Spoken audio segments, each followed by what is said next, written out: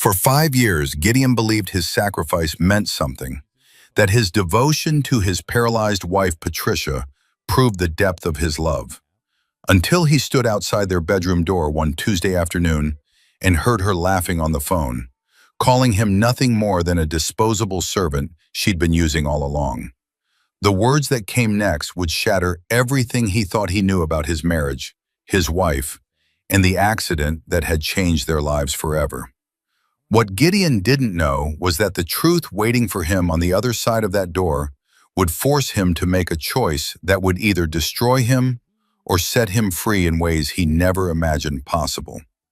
But before we continue with this beautiful story, please kindly subscribe to this channel and comment where you are watching from, and also share below, what life or relationship challenge are you facing right now, or what someone you know is going through? Don't forget to like this video as well. All these mean a lot to us. Gideon had always been the kind of man who kept his promises. When he married Patricia 7 years ago, he meant every word of those vows, for better or worse, in sickness and in health. He just never imagined worse in sickness would arrive so soon, wrapped up in a car accident that left his beautiful, vibrant wife paralyzed from the waist down. The accident happened 2 years into their marriage. One moment, Patricia was driving home from her yoga class, singing along to the radio. The next moment, a drunk driver ran a red light and changed everything. Gideon remembered getting that call at work, the way his hands shook so badly he could barely hold his phone. He remembered running through those hospital corridors, his heart hammering against his ribs, praying to every god he could think of. Patricia survived, but the woman who woke up in that hospital bed was different. The doctors explained the spinal injury, the surgeries, the rehabilitation that might or might not work. They used words like permanent and adjusted expectations and new normal. Gideon listened to all of it while holding Patricia's hand, watching tears stream down her face. He made a decision that day. He would be there, no matter what. The first year after the accident was brutal. Patricia went through surgery after surgery, each one promising hope that never quite delivered. Gideon took a leave from his engineering job. Then when that ran out, he negotiated remote work. Their savings account dwindled as medical bills piled up. Insurance covered some of it, but not the experimental treatments Patricia insisted on trying, not the specialized equipment, not the modifications their home needed. Gideon sold his car and started taking the bus. He stopped going out with friends. Date nights became memories. His whole world shrunk down to their house, to Patricia's needs, to the endless routine of medications and physical therapy and doctor appointments. He learned to help her bathe. He learned to prepare special meals that wouldn't cause digestive issues. He learned to read the tiny shifts in her expression that meant she was in pain but wouldn't say it. He became a caregiver, a nurse, a companion, all while trying to hold on to the threads of being a husband. Patricia's mother, Patricia, moved in to help. That's when things got complicated. Patricia had never thought Gideon was good enough for her daughter. She'd made that clear from the beginning, with her tight smiles and passive-aggressive comments about how Patricia could have married that lawyer, Daniel, who still sent Christmas cards. After the accident, Patricia's criticism became more direct. "You're holding the spoon wrong, Gideon. Patricia doesn't like her pillows arranged that way. Why are you giving her medication at this time? The doctor said morning doses should be earlier." Gideon bit his tongue. Patricia was helping, he told himself. Patricia needed her mother. He could handle a little criticism if it meant Patricia got better care. But Patricia wasn't just critical. She was territorial. She treated Gideon like an incompetent employee she couldn't quite fire. She'd swoop in whenever he was helping Patricia, correcting him, pushing him aside, making him feel useless in his own home. And Patricia never said anything. She just watched with tired eyes as her mother took over. The intimacy between Gideon and Patricia evaporated. Not just physical intimacy, though that was gone too. The emotional connection that had made them laugh together, finish each other's sentences, communicate with just a look. All of it faded like old photographs left in the sun. They became two people living in the same house, connected by obligation and medical schedules. Gideon told himself this was normal. Trauma changes people. Recovery takes time. He just needed to be patient, be present, be the man Patricia needed him to be. So he kept going. He woke up at 5:30 every morning to help Patricia with her exercises before his work calls started. He prepared her meals exactly the way she liked them. He read to her when she couldn't sleep. He researched new treatments and called specialists and filled out insurance forms. His friends stopped calling after a while. They got tired of canceled plans and unanswered messages. His brother Ryan tried to check in, but Gideon always said the same thing. "I'm fine. Patricia needs me. I can't complain." His own needs seemed selfish compared to what Patricia was going through. She was the one in the wheelchair. She was the one who'd lost her independence, her career as a dance instructor, her dreams of having children. What right did Gideon have to feel tired, to feel lonely, to feel like he was disappearing? 5 years. That's how long Gideon carried on like this. 5 years of sacrifice that felt noble and necessary and right. 5 years of telling himself that this was what love looked like when life got hard. Then came that Tuesday in October, a seemingly ordinary day that would crack open the truth Gideon had been too devoted to see. Gideon had taken the afternoon off work for a virtual conference he didn't really need to attend. He decided to use the time to organize the garage, a project he'd been putting off for months. But first, he wanted to check if Patricia needed anything before he got started. He walked down the hallway toward their bedroom. The door was slightly open. He could hear Patricia's voice, bright and animated in a way he hadn't heard in years. She was laughing, actually laughing. The sound stopped Gideon in his tracks. When was the last time he'd heard her laugh like that? He stepped closer, not trying to eavesdrop, just curious about what had lifted her spirits. Maybe her physical therapist had called with good news.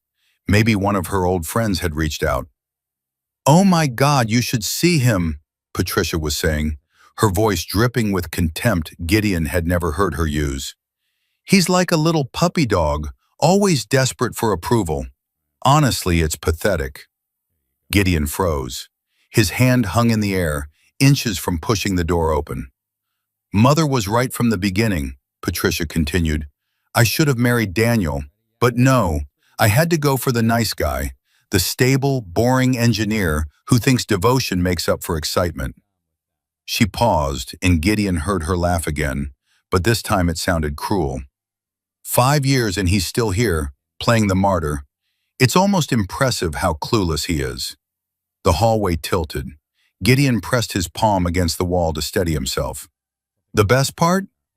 Patricia's voice dropped lower, more intimate, like she was sharing a delicious secret. "I don't even need him anymore. The settlement finally came through last week. 3.2 million from the drunk driver's insurance. I haven't told Gideon yet. Why would I? He's been useful, I'll give him that. A disposable servant who actually believes he's being a good husband." Gideon felt something inside his chest crack open. It wasn't his heart breaking. That would come later. This was something deeper. The foundation of reality itself fracturing beneath his feet. "Daniel's been so patient," Patricia said, her voice turning soft, affectionate in a way she hadn't spoken to Gideon in years. "We've been talking every day for the past 6 months. He wants to be with me, even with the wheelchair. Says he always loved me, always regretted not fighting for me back then. Once I get rid of Gideon, once the divorce is final, Daniel and I can finally be together. Mother's already planning where we'll live. She found this gorgeous, accessible condo downtown." If you're enjoying this story so far, pause and comment, "I am enjoying this story," below. Gideon couldn't breathe. 6 months. Patricia had been planning this for 6 months, and he'd been completely blind to it. Every meal he'd prepared, every bath he'd helped with, every night he'd stayed up researching new treatments, all of it while she was plotting her escape with another man. I know I should feel guilty, Patricia was saying, but honestly, Gideon made this easy. He's so eager to be the hero, so desperate to prove he's worthy of me. I just had to let him. The accident was the best thing that ever happened to our marriage. It gave me a way out with a settlement and a replacement husband waiting in the wings. Gideon backed away from the door, his legs moving on autopilot. He found himself in the garage, sitting on a storage box, staring at nothing. His mind couldn't process it. 5 years. 5 years of his life, sacrificed for a woman who saw him as nothing more than convenient help. A disposable servant. The worst part wasn't the betrayal. It was the realization of how stupid he'd been. All those times Patricia had seemed distant, unappreciative, he'd made excuses for her. The trauma, the pain, the adjustment to her new reality. But what if it was simpler than that? What if she just never valued him the way he valued her? And Patricia, God, Patricia must have known. All those criticisms, all that territorial behavior, she was pushing him out, making space for Daniel. Patricia's mother had been in on it from the beginning. Gideon sat in that garage for an hour, maybe 2. The concrete floor was cold beneath him. His hands were numb. Somewhere in the distance, he could hear traffic sounds. People living normal lives where wives didn't mock their husband's devotion and planned secret escapes with old flames. He thought about confronting Patricia, screaming at her, demanding answers. But what would be the point? She'd said everything he needed to hear through that bedroom door. She'd revealed exactly what she thought of him, of their marriage, of everything he'd sacrificed. The question wasn't what she'd done. The question was what he was going to do about it. Gideon stood up. His legs felt stronger now, steadier. Something was shifting inside him, something he hadn't felt in 5 years. Agency. Choice. The realization that he didn't have to keep being the devoted husband to a wife who saw him as disposable. He walked back into the house. Patricia was in the living room now, Patricia beside her. They were watching television, looking like the picture of a caring daughter and mother. Gideon studied them both, seeing them clearly for the first time in years. "Gideon, dear," Patricia said without looking away from the screen. "Patricia's cushion needs adjusting, and she'll want her afternoon medication in 20 minutes. Don't forget." Patricia glanced at him briefly, her expression neutral, giving away nothing of the phone call she'd just finished. "Also, I'm thinking salmon for dinner. You know how I like it prepared." Gideon looked at his wife, really looked at her. She was still beautiful, even in the wheelchair. But beauty was just packaging. Inside was someone he no longer recognized, someone he possibly never really knew. "Sure," Gideon said quietly. "Salmon, no problem." He went to the kitchen, his mind racing. Patricia wanted to divorce him, to cast him aside for Daniel and her mother's approval, and a new life, funded by settlement money she hadn't bothered to mention. She thought he was clueless, pathetic, easy to manipulate. She had no idea what was coming. Gideon pulled out his phone and opened a search engine. He typed carefully, deliberately. His hands weren't shaking anymore. "Divorce lawyers near me." Then another search. "Hidden assets in divorce." And one more. "How to protect yourself in a marriage with a disabled spouse." Little did Patricia know, her disposable servant was about to become her biggest problem. And what Gideon would discover in the next 48 hours would turn Patricia's perfect plan into a nightmare she'd never seen coming. The truth about the accident, about Daniel, about the settlement money, it was all about to unravel in ways that would leave everyone reeling. Gideon had spent 5 years being the perfect caregiver, but in just 48 hours, he was about to discover that devotion had made him blind to a conspiracy far worse than his wife's cruel words. Patricia thought she'd hidden her tracks, but what Gideon uncovered wasn't just betrayal, it was evidence of a plot that would make his blood run cold and transform his heartbreak into something much more dangerous. The morning after overhearing Patricia's phone call, Gideon woke up different, not broken, not defeated, focused. He'd spent most of the night in his home office, the door locked, diving into research that felt like preparation for battle. He'd learned something important during those dark hours. Documentation was everything. He started his day the same way he always did. Wake up at 5:30, help Patricia with her morning routine, prepare breakfast exactly how she liked it. But now, every interaction felt like acting in a play where only he knew the real script. "You seem tired," Patricia said as Gideon adjusted her pillows. Her tone carried that familiar edge of criticism. "Are you getting enough sleep? I need you functional, Gideon."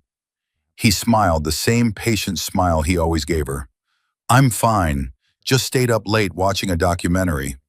The lie came easily, too easily. Patricia arrived downstairs wearing her usual expression of vague disappointment. "Gideon, you've prepared Patricia's eggs wrong again. She prefers them softer. Haven't you learned anything in 5 years?" "You're right," Gideon said. "Let me fix that." He took the plate back to the kitchen, dumped the eggs in the trash, and prepared new ones.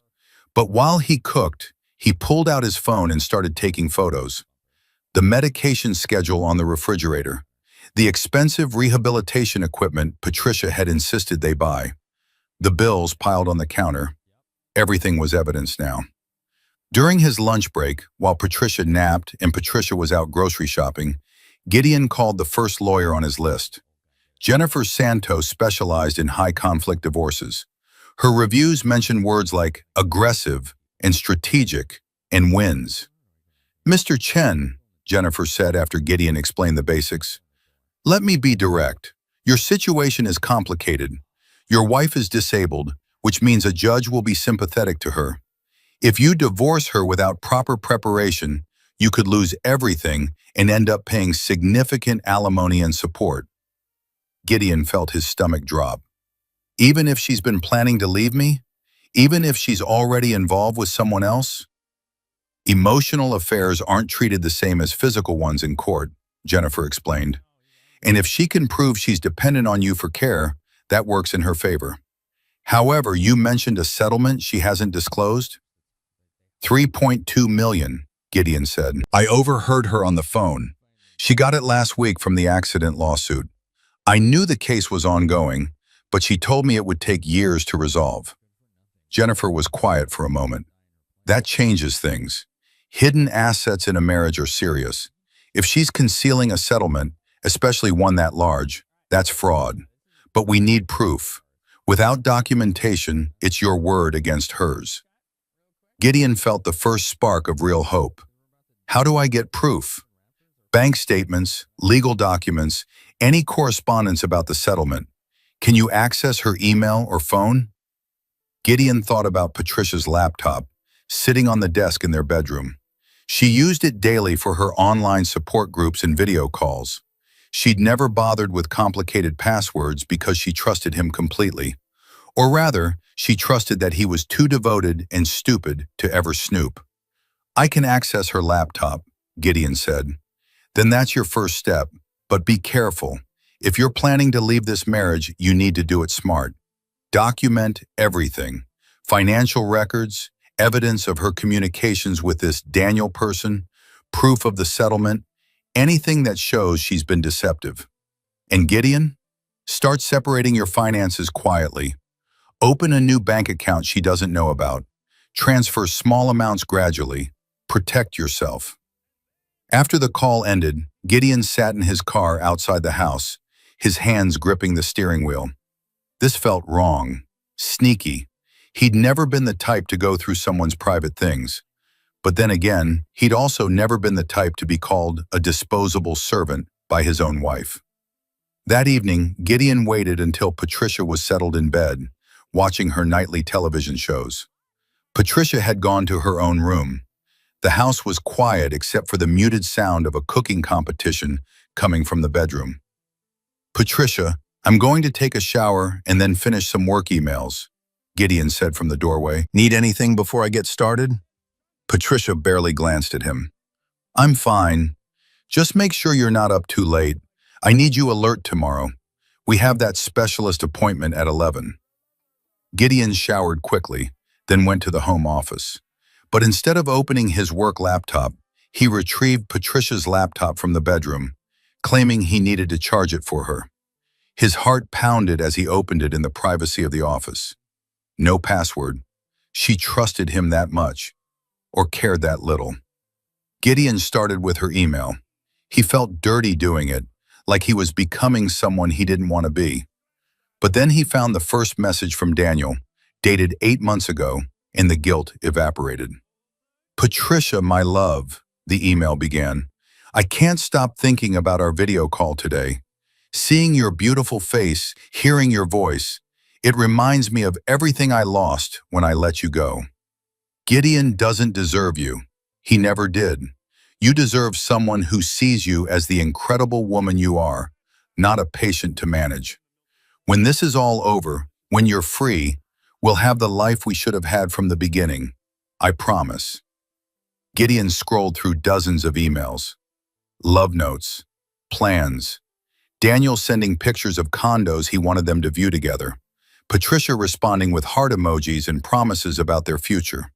The intimate way they wrote to each other, like they'd been together for years instead of conducting a secret, emotional affair. Then Gideon found a folder labeled Settlement Documents. His hands trembled as he opened the files. The lawsuit had indeed settled. $3.2 million deposited into an account Gideon had never heard of. An account in Patricia's name alone. The deposit date was 2 weeks ago, not last week like she'd told Daniel. She'd been sitting on this money, hiding it, while Gideon paid bills from their joint account and watched their savings disappear. But it was the next document that made Gideon's blood run cold. A life insurance policy. On Gideon, $2 million taken out 3 years ago, with Patricia as the sole beneficiary. Gideon didn't remember signing any life insurance paperwork. He would have remembered something that significant. If you're enjoying this story so far, pause and comment, "I am enjoying this story," below. He opened the policy details, and there it was, his signature. Except it looked slightly off. The way the M curved, the spacing of the letters. He pulled up a document he'd actually signed recently for comparison. They were similar, but not identical. Patricia had forged his signature on a $2 million life insurance policy. The question was, why? If she was planning to divorce him, the insurance would be meaningless. Unless she wasn't planning a divorce. Unless she had something else in mind. Gideon felt sick. He was being paranoid, he told himself. Patricia might be cruel and manipulative, but she wasn't dangerous. She couldn't be. But then why forge a life insurance policy? Why hide it? He kept searching through the files, and what he found next shattered whatever rationalization he'd been building. A folder labeled Research, containing saved articles about accidents in the home. How common are fatal falls? Can an accident be proven as negligence? What happens if a caregiver makes a mistake that leads to death? Gideon stood up so fast his chair rolled backward and hit the wall. He paced the small office, his mind racing. No, this couldn't mean what he thought it meant. Patricia was researching these things for legitimate reasons. Maybe she was worried about her own safety. Maybe it was about something else entirely. But the timing, the life insurance policy, the hidden settlement money, the secret relationship with Daniel, it all painted a picture that terrified him. Gideon forced himself to sit back down. He needed to think clearly. He took screenshots of everything, the emails, the settlement documents, the life insurance policy, those disturbing research files. He created a hidden folder on his work laptop and transferred everything there. Then he emailed copies to himself and to a new email address he created just for this purpose. He was about to close Patricia's laptop when he noticed one more folder. Medical records. He opened it, expecting to see documentation of Patricia's surgeries and treatments. Instead, he found medical evaluations he'd never seen before. Reports from doctors Gideon didn't recognize, and the content made his heart stop. According to a neurological evaluation dated 6 months ago, Patricia had regained significant sensation and muscle control in her lower body. The prognosis was marked as excellent for potential mobility with intensive physical therapy. Another report, dated 3 months ago, noted that patient continues to show remarkable progress but has declined aggressive rehabilitation, stating she's not ready emotionally. Gideon reread the documents 3 times, unable to process what they were saying. Patricia could potentially walk. Maybe not perfectly, maybe not without assistance, but she had mobility she'd never mentioned to him. All this time he'd been helping her with transfers, with exercises, treating her as completely paralyzed from the waist down. Why would she hide recovery? Unless being paralyzed was useful to her. It kept Gideon devoted, kept him trapped in the caregiver role, kept him from questioning her behavior or her future plans. A memory surfaced. 2 months ago, Gideon had come home early from a grocery run, having forgotten his wallet. He'd walked into the house quietly and heard movement upstairs. When he got to the bedroom, Patricia was in her wheelchair, breathing hard, like she'd just exerted herself. She'd claimed she was doing her arm exercises. At the time, Gideon hadn't thought anything of it. Now he wondered what he'd almost walked in on. He closed the laptop carefully and returned it to the bedroom. Patricia was asleep, her face peaceful in the dim light from the television. Gideon stood in the doorway, looking at this woman he'd devoted 5 years to, and felt like he was seeing a stranger. Who was she really? What was she capable of? Gideon went back to the office and called Jennifer Santos, even though it was almost midnight. She answered on the third ring, her voice alert. "I found something," Gideon said. "Something bad." He explained everything. The emails, the hidden settlement, the forged life insurance policy, the research about fatal accidents, the medical records showing potential mobility Patricia had concealed. With each revelation, Jennifer's responses became more urgent. "Gideon, listen to me carefully," she finally said. "What you're describing could indicate serious criminal intent. The life insurance policy with the forged signature, combined with research about fatal accidents, that's potentially conspiracy to commit fraud, possibly worse. You need to go to the police." The police?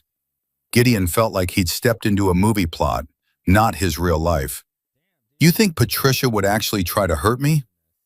"I think Patricia has 3.2 million reasons to want you gone, plus another 2 million in insurance money if something happened to you. And I think she's been planning this carefully.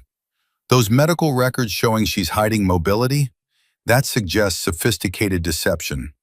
Gideon, you're potentially in danger." Gideon sat down hard. "What do I do?"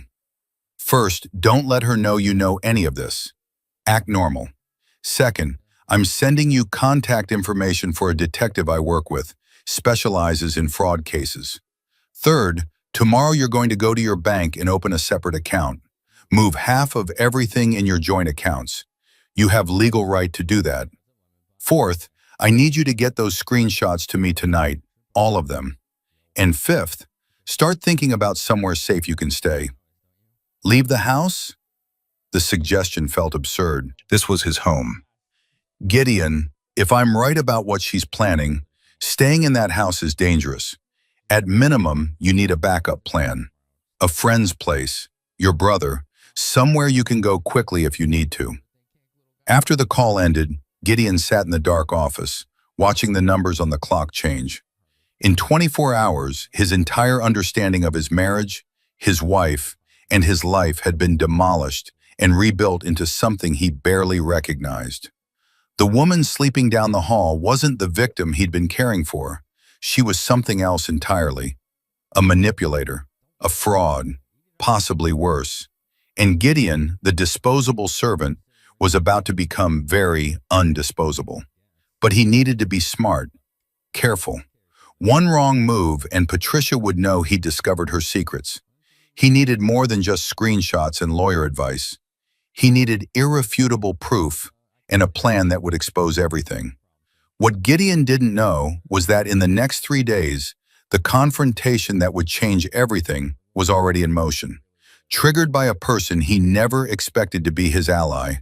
and the revelation waiting for him would expose a conspiracy even darker than what he'd already uncovered. Gideon thought he'd discovered Patricia's entire plan, but the call he received at 3 in the morning from an unknown number would reveal that the conspiracy went deeper than he ever imagined, and the person on the other end would give him something more dangerous than evidence, a choice between revenge and redemption. Gideon hadn't slept. He'd been sitting in the office, staring at the screenshots on his laptop, trying to piece together a strategy. When his phone rang at 3 a.m., he jumped, his heart hammering. Unknown number. He almost didn't answer. "Mr. Chen?" A woman's voice, unfamiliar, slightly hoarse like she'd been crying. "You don't know me. My name is Rebecca. I'm Daniel's wife." Gideon's entire body went rigid. Daniel had a wife. Of course he did. Why hadn't Gideon thought to search for that? "I know about Daniel and your wife," Rebecca continued. Her voice shook with barely controlled emotion. "I've known for weeks. I've been watching, gathering evidence, and I think you need to hear what I found." They met at an all-night diner 40 minutes later. Rebecca was younger than Gideon expected, maybe early 30s, with dark circles under her eyes that suggested she'd been sleeping as poorly as him. She carried a leather folder, which she placed on the table between them like a peace offering. "I hired a private investigator," Rebecca said without preamble. 3 months ago, I knew Daniel was having an affair, but he's smart about it. Never leaves evidence on his phone, always uses his work laptop. But investigators have ways." She opened the folder and pulled out photographs. Daniel and Patricia together. Not just emails and phone calls, actual photographs. Patricia in her wheelchair at a park, Daniel beside her, their hands intertwined. Another photo, Patricia reaching up to touch Daniel's face. The timestamps showed these meetings had been happening for months. "But that's not the worst part," Rebecca said. She pulled out more documents. The investigator dug into Daniel's finances. He's been paying for something called a specialized rehabilitation facility, $20,000 over 6 months. When I confronted him about it, he claimed it was a business investment. But I did more research. She slid a pamphlet across the table. "This is the facility.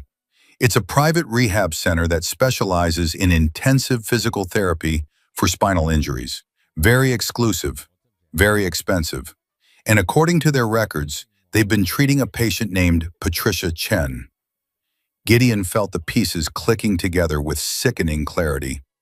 "She's been getting secret physical therapy." "Therapy you didn't know about," Rebecca confirmed. "Therapy Daniel was funding. Why would he pay for your wife's rehabilitation unless they were planning a future together?" Gideon showed Rebecca what he'd found, the medical records indicating Patricia's hidden recovery, the settlement money, the life insurance policy. With each revelation, Rebecca's expression hardened. "My God," she whispered, "she's planning to take everything from you." "It's worse than that," Gideon said. He explained his lawyer's theory about the suspicious research files and the potential danger. "Jennifer thinks Patricia might be planning something more permanent than divorce." Rebecca's face went pale. "Daniel has life insurance too, on me. He increased it 8 months ago. I signed the papers without really looking. I trusted him." Her voice cracked. "What if they're planning to—" She couldn't finish the sentence. They sat in silence for a moment, two strangers bound together by betrayal, staring at evidence of a conspiracy that seemed impossible, yet was laid out in documents and photographs in front of them. "We need to expose them," Rebecca finally said. Her voice was steady now, determined. "Not just divorce them, actually expose what they've been planning." Gideon thought about the revenge that had been simmering in his chest since overhearing that phone call. Patricia thought he was disposable. She was about to learn otherwise. But as he looked at Rebecca's face, at the pain there that mirrored his own, he felt something else. Not just anger, a strange kind of clarity. "If we expose them," Gideon said slowly, "we destroy them. Their reputations, their relationship, everything. Is that what you want?" Rebecca's eyes flashed. "They destroyed us first. Daniel promised me forever. We've been married 9 years. We have a life together. And he was going to throw it all away for your wife? While potentially planning to... She stopped, took a breath. Yes, Gideon. I want them exposed, don't you? Did he? Gideon thought about 5 years of devotion, 5 years of sacrifice. But he also thought about who he'd become in those 5 years. Small, diminished. A man who'd forgotten he had value beyond his usefulness. Patricia's cruelty had hurt him, but his own willingness to disappear had enabled it. I want her to face consequences, Gideon said carefully, but I don't want to become the villain in my own story. Rebecca leaned forward. Then let's be smart about this. We have evidence of fraud, conspiracy, potential insurance fraud. We go to the police, let the legal system handle it. They face real consequences, not just public embarrassment. Gideon pulled out his phone and called Jennifer Santos. At 3:30 a.m. she answered again, and Gideon wondered if lawyers ever slept. He explained about Rebecca, about Daniel's payments for secret rehabilitation, about the life insurance policy on Rebecca too. This is enough, Jennifer said, her voice sharp with focus. This is absolutely enough for police involvement. The pattern of behavior, the financial fraud, the forged documents. Mr. Chen, I'm calling my detective contact right now. You and Rebecca need to go to the police station first thing in the morning. Don't confront them. Don't warn them. Just gather your evidence and file a report. At 7 a.m., Gideon arrived home. He'd told Patricia via text that he'd gotten called in for an early work emergency. Patricia was already up, making breakfast. Patricia was in the living room, scrolling through her phone. Gideon, finally, Patricia said with her usual disdain. Patricia's been waiting for her morning routine. You know she needs consistency. Gideon looked at Patricia and realized she must have known. All of it. The affair, the settlement, probably the life insurance too. She'd been helping Patricia orchestrate this entire plot while treating Gideon like an incompetent servant in his own home. Sorry, Gideon said. He went through Patricia's morning routine on autopilot. The exercises, the medications, the breakfast. But his mind was far away, thinking about what would happen next. By 10 a.m., Gideon and Rebecca were sitting in a police station, laying out their evidence to Detective Raymond Cross. The detective listened, his expression growing more serious with each revelation. This is complex, Detective Cross said. Multiple potential crimes across 2 relationships. Fraud, conspiracy to commit fraud, possible conspiracy to commit more serious crimes. The life insurance policies with the forged signature and suspicious research files are particularly concerning. What happens now? Gideon asked. We investigate. We'll need to verify the medical records, confirm the settlement was hidden, authenticate the insurance documents. We'll interview the rehabilitation facility, examine financial transactions. This could take weeks. They don't know we know, Rebecca said. What if they try something before you finish investigating? Detective Cross looked at them both seriously. I'm going to be direct with you. Based on what you've shown me, I believe there's enough evidence to suggest potential danger. Mr. Chen, Mrs. Harrison, you should consider staying somewhere else while we investigate.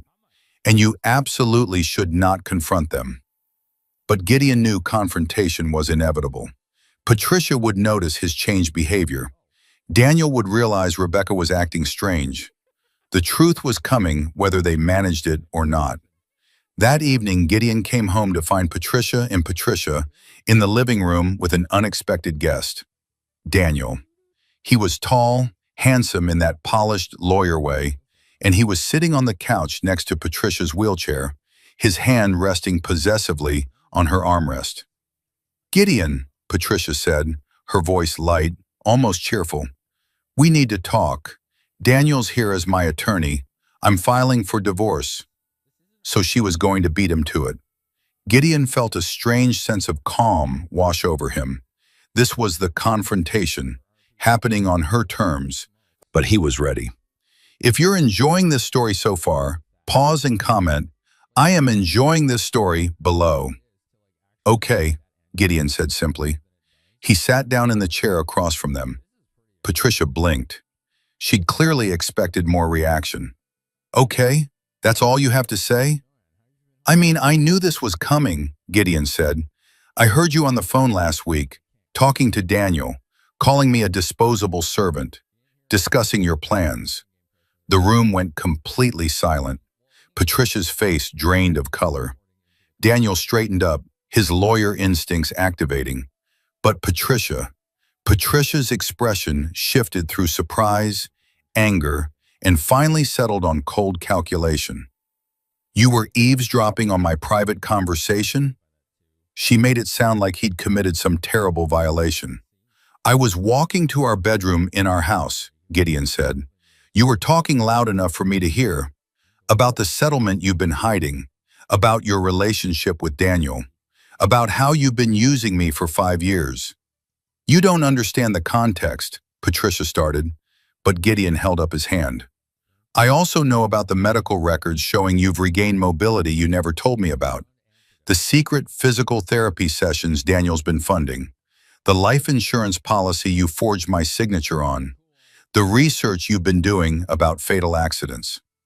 Patricia gasped. Daniel's face went rigid. And Patricia looked at Gideon like she was seeing him for the first time. Really seeing him. Not the devoted servant. Not the disposable husband. Someone who'd outmaneuvered her. "You went through my private files," Patricia said, her voice shaking with rage. "That's illegal. Invasion of privacy." "Actually," Gideon said, "accessing a shared laptop in our marital home during an ongoing marriage isn't illegal. But forging someone's signature on a life insurance policy? That's fraud. Hiding marital assets like a $3 million settlement? That's fraud too. And the police are very interested in all of it." Daniel stood up abruptly. "Gideon, I think we should all take a breath here. These are serious accusations." "They're not accusations," Gideon said. "They're facts. Documented facts. Screenshot facts. Facts I've already shared with my lawyer and the police. Detective Cross is conducting an investigation right now." Patricia's wheelchair rolled forward slightly.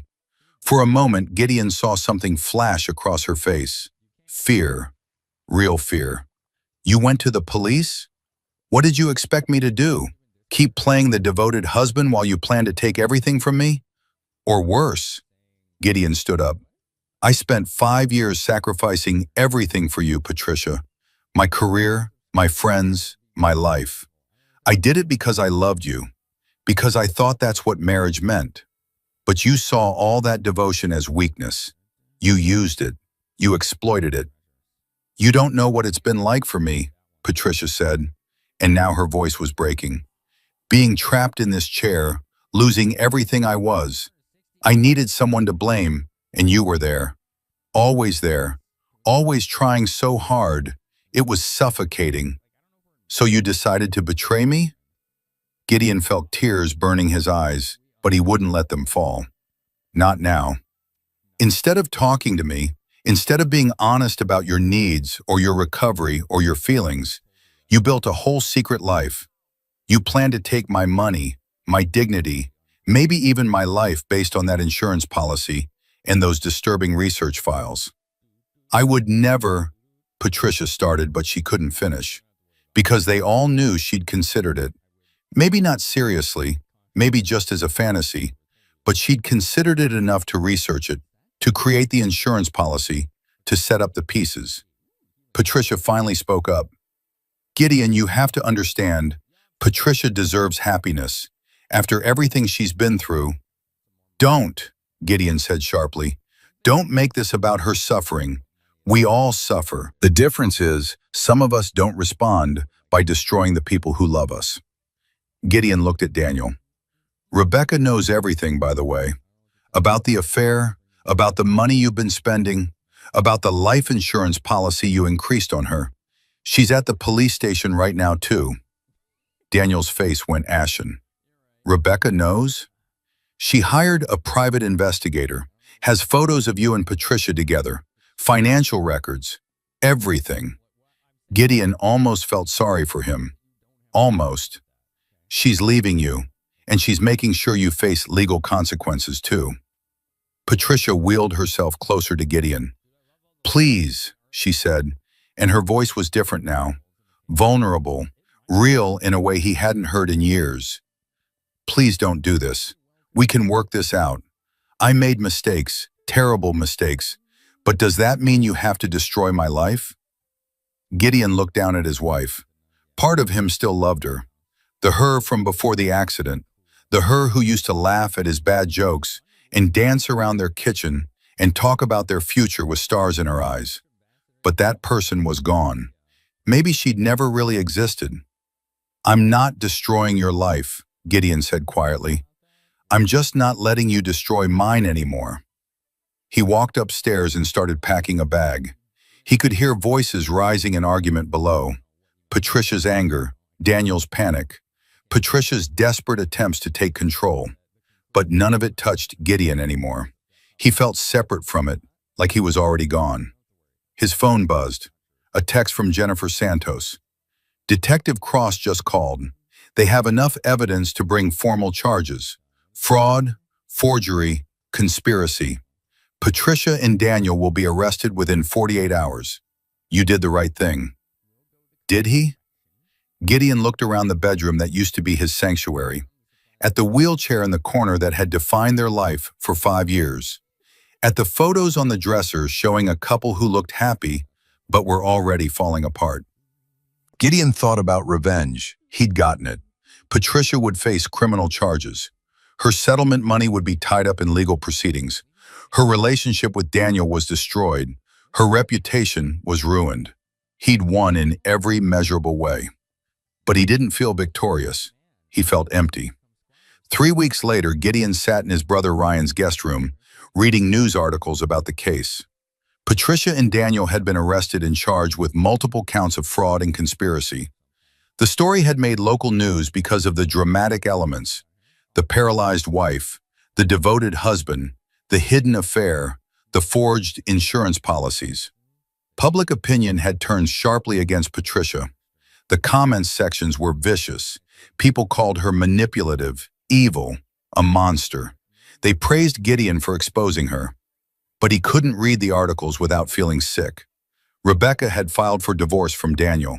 Last Gideon heard, she was in therapy, trying to process the betrayal and move forward.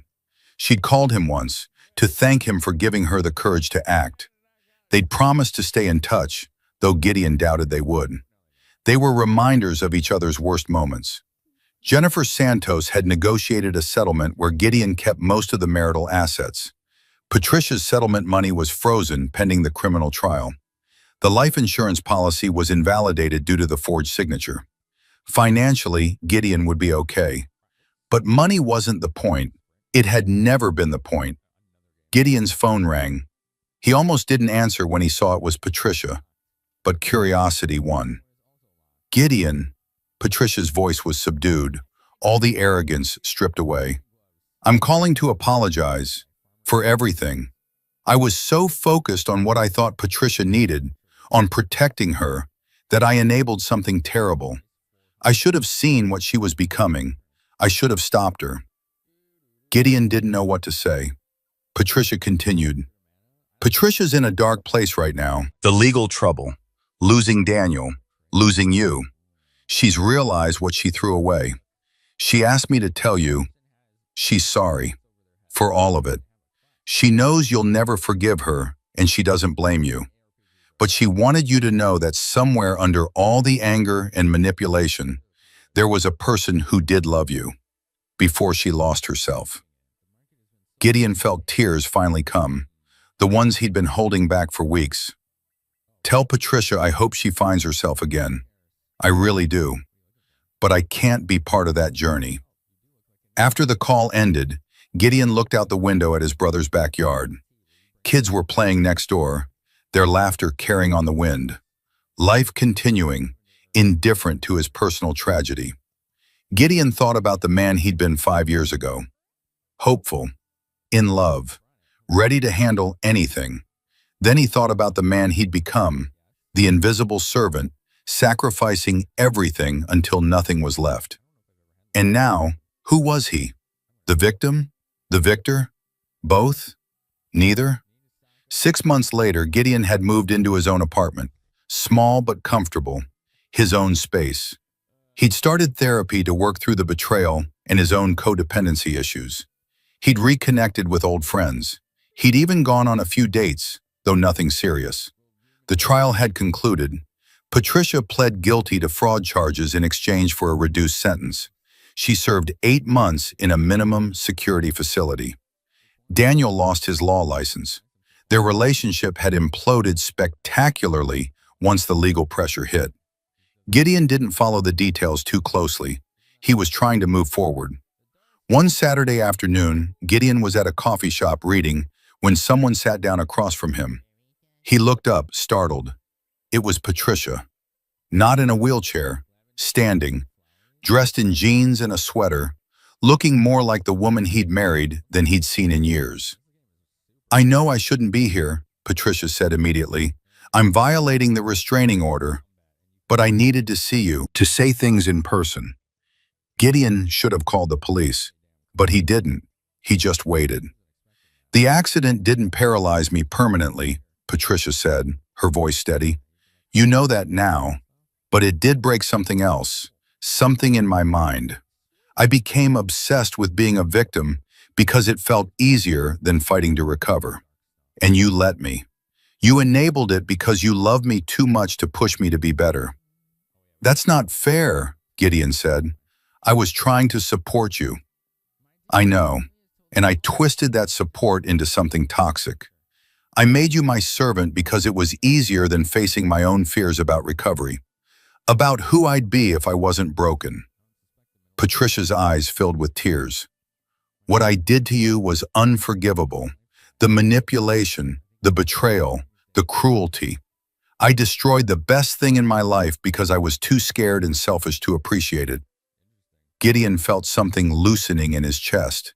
Not forgiveness, not yet, but understanding. "What do you want from me, Patricia?" "Nothing," she said. "I want nothing from you. You've given me more than I deserved already. I just wanted you to know that I'm working on myself. Real therapy, real physical rehabilitation, facing what I did and why. And I wanted you to know that you deserve so much better than what I gave you. You deserve someone who sees your devotion as the gift it is." Patricia stood up to leave, then paused. "I heard you're dating someone. I hope she makes you happy, Gideon. Truly happy, in the way I never could." She walked away, moving with a slight limp, but walking nonetheless. Gideon watched her go, feeling the weight of 5 years finally lifting. He pulled out his phone and texted Emma, the woman he'd been seeing for the past month. "Want to grab dinner tonight? I have something I want to tell you about being ready to actually move forward." Her response came quickly. "Yes, I've been waiting for you to be ready." Gideon smiled. Maybe that was the lesson in all of this. Love wasn't about sacrifice that destroyed you. It wasn't about devotion that made you disappear. Real love was about seeing and being seen, supporting without enabling, being strong enough to be vulnerable. Patricia had called him a disposable servant, and in a way she'd been right. He'd made himself disposable by forgetting he had value beyond his usefulness. But he wasn't that man anymore. Gideon paid for his coffee and walked out into the afternoon sunlight, ready to write a new story. One where he wasn't the devoted victim or the vengeful hero, just a man who'd learned the hardest way possible that sometimes the person you need to save most is yourself. And that sweet revenge isn't about destroying the person who hurt you. It's about rebuilding yourself into someone they could never diminish again. It's about walking away with your dignity intact and your heart open to something better. That's the revenge that actually heals. That's the victory that actually matters. This story isn't just about betrayal or revenge. It's about something much deeper that touches all of our lives in ways we might not even recognize. It's about the dangerous line between love and self-destruction, between devotion and disappearing, between being supportive and losing yourself completely. Gideon's journey teaches us one of life's hardest lessons. Sacrifice without boundaries isn't love, it's self-erasure.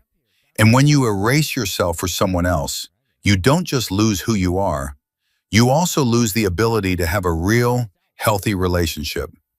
Think about it. Gideon spent 5 years being the perfect caregiver. He gave up his career momentum, his friendships, his hobbies, his own needs. He told himself this was what love looked like. This was what marriage vows meant. For better or worse, in sickness and in health. But here's the truth nobody talks about. Those vows were never meant to require you to disappear. They were never meant to turn you into a servant who forgets they're also a human being with value, needs, and dreams. The first lesson here is about boundaries. Gideon had none. When Patricia needed help, he helped. When Patricia criticized him, he accepted it. When his own exhaustion and loneliness screamed for attention, he ignored it. He believed that setting boundaries with someone who was suffering would make him selfish. But boundaries aren't selfish. They're essential. You cannot pour from an empty cup. You cannot love someone well when you've forgotten how to love yourself. Patricia's behavior was inexcusable. The manipulation, the betrayal, the cruelty. But Gideon's willingness to accept less than he deserved enabled that behavior. When you teach people that your needs don't matter, they eventually believe you. When you show people that you'll tolerate anything, they'll give you anything to tolerate. This doesn't excuse Patricia's choices, but it does highlight an important truth. We train people how to treat us by what we accept. The second lesson is about the difference between supporting someone and enabling their worst instincts. Gideon thought he was being supportive by never pushing Patricia, never questioning her, never demanding she work on her recovery or treat him with respect. But real support sometimes means tough love. It means saying, I see you're hurting, but the way you're treating me isn't acceptable. It means encouraging growth, not accommodating stagnation. Patricia became trapped in victimhood, partly because Gideon never challenged it. He was so busy trying to make things easier for her that he made it easy for her to stay stuck. True love doesn't just comfort, it also challenges. It sees potential and calls it forward, even when that's uncomfortable. The third lesson is about the danger of defining yourself entirely by your usefulness to others. Gideon became Patricia's caregiver instead of Gideon, a man with his own identity, interests, and worth. When your entire sense of value comes from what you do for others, you become disposable the moment they don't need you anymore. And that's exactly what happened. Patricia saw Gideon as a servant because he'd reduced himself to servant functions. He'd forgotten he was also a partner, a person, someone deserving of respect and reciprocity. This pattern shows up everywhere, not just in dramatic situations like Gideon's. It shows up in the parent who defines themselves entirely by their children and loses themselves when the kids grow up. It shows up in the employee who works 80-hour weeks to prove their worth and wonders why they still feel empty. It shows up in the friend who's always available, always helping, but never asks for help themselves. When you make yourself small enough to fit into someone else's needs, you shouldn't be surprised when they start treating you as small. The fourth lesson is about the necessity of paying attention to how people treat you, not just what they're going through. Gideon made excuses for Patricia's coldness, her ingratitude, her criticism. She's suffering, she's traumatized, she's adjusting. All true. But also true, she was treating him badly. Both things can exist at the same time. Someone can be going through something difficult and still be responsible for how they treat you. Pain doesn't give anyone a free pass to be cruel. When you ignore red flags because you're being understanding, you're not being compassionate, you're being complicit in your own mistreatment. Real compassion includes having compassion for yourself.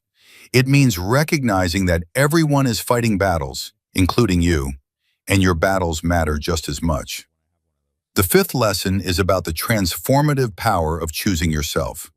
When Gideon finally discovered the truth and chose to protect himself, to document the abuse, to involve lawyers and police, to stop enabling Patricia's plans, that wasn't revenge, even though it felt like it. That was self-respect. That was Gideon finally remembering he mattered. And paradoxically, that's when he became most powerful. Not as the devoted servant, but as a person who valued himself enough to demand better. The most beautiful part of this story is the ending. Gideon could have stayed bitter. He could have let Patricia's betrayal define him forever. Instead, he chose healing. He chose therapy. He chose to understand his own patterns of codependency. He chose to open his heart again while maintaining the boundaries he'd learned were essential. That's the real victory. Not destroying Patricia, but rebuilding himself. And notice what happened with Patricia too. When she finally faced consequences, when Gideon stopped enabling her, when she had to confront what she'd become, she started to change. She started real therapy. She started real physical rehabilitation. Sometimes the most loving thing you can do for someone is stop protecting them from the consequences of their actions. Gideon's choice to walk away actually gave Patricia the space to grow in ways she never would have if he'd stayed and kept enabling her. The final lesson is this: love should expand you, not shrink you. A healthy relationship makes both people bigger in joy, in growth, in becoming who they're meant to be. When a relationship consistently makes you smaller, when you're constantly sacrificing without reciprocity, when you've forgotten what brings you joy outside of serving someone else, that's not love. That's not even close to love. Gideon learned that sweet revenge isn't about hurting the person who hurt you. It's about refusing to hurt yourself anymore. It's about choosing healing over bitterness, growth over victimhood, self-respect over self-sacrifice. It's about walking away from people and situations that diminish you and walking toward a life where you're valued, respected, and loved. Starting with how you value, respect, and love yourself. That's the lesson we all need to hear. You are not disposable. Your needs matter. Your worth isn't measured by how much you sacrifice. And sometimes the most loving thing you can do is choose yourself.